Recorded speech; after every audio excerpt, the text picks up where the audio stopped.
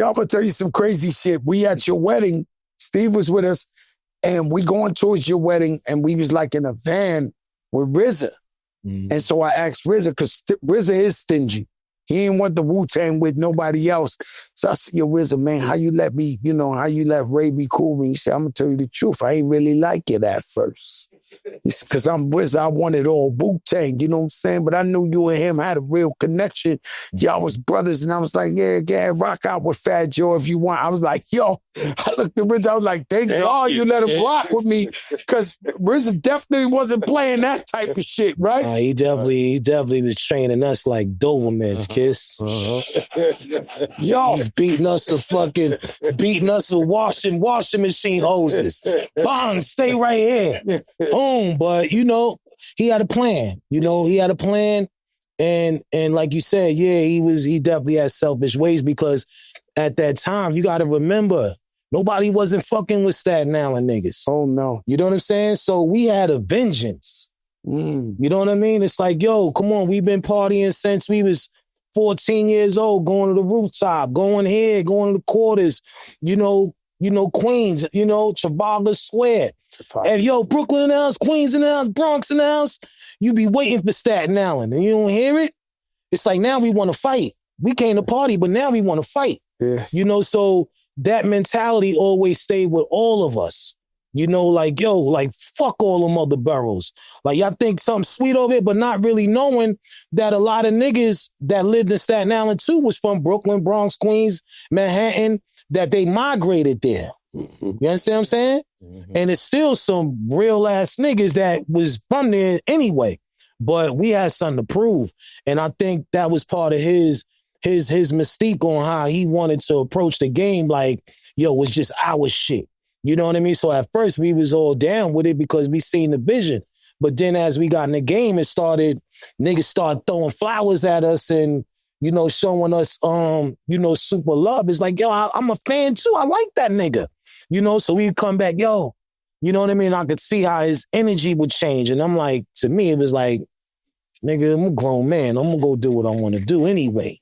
But I still respect the code of what it is, because at the end of the day, we had a vision, so.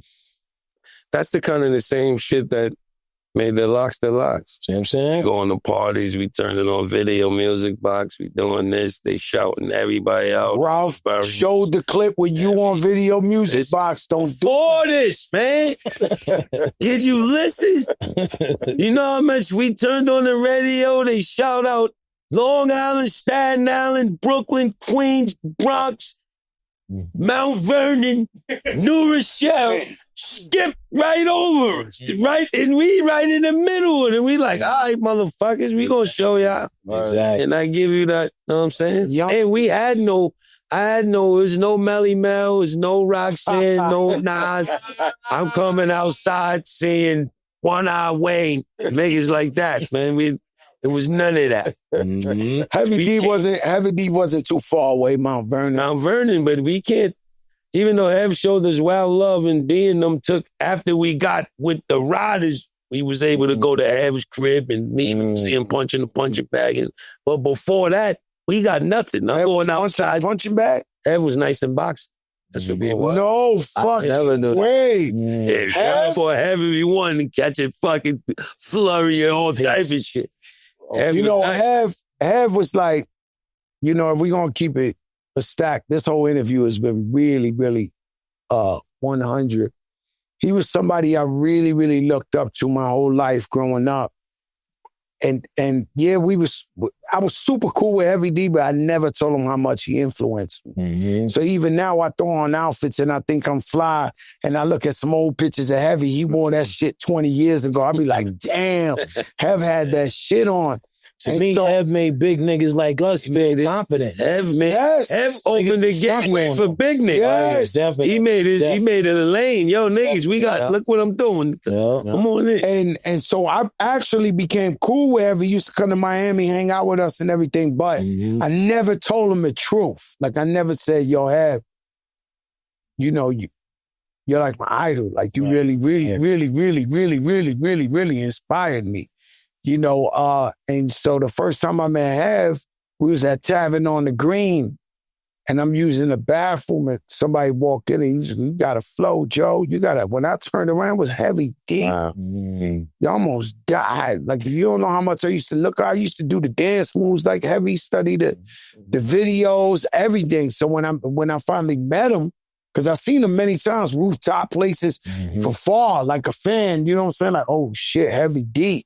But when I finally got to mix it up with him, I did, you know, Heavy D, he was a special guy, man. But you got Mary, you got DMX. Us and Next came up together. Mary came before. I know, but I'm just saying, but it's somebody before Yonkers had over like a fat rat. Shout out to Fonda Ray, she lived on our block. But listen, what? I'm talking about, I didn't see her when I came outside as a little nigga. She wasn't there. I'd be like, oh, fat rat, Fonda. It was none of that. It was nothing.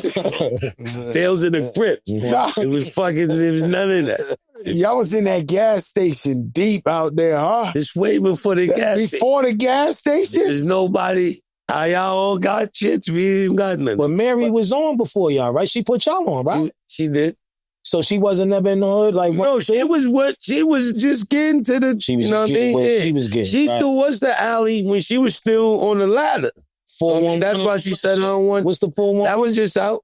But she was still getting right. Like, she said, she passed us the puff with, I don't want no finder's fee, I don't want nothing. Just make sure my little niggas is straight. So it's kind of like that. But me and P saw y'all coming. We saw y'all coming because Nas used to whisper in my ear and go, yo, Puff got somebody for y'all. Bro, she said he said he got somebody for Mobb Deep. I was like, who the fuck he got for Mobb Deep? Then when they played that shit, I was like, oh, he got somebody for Mobb Deep.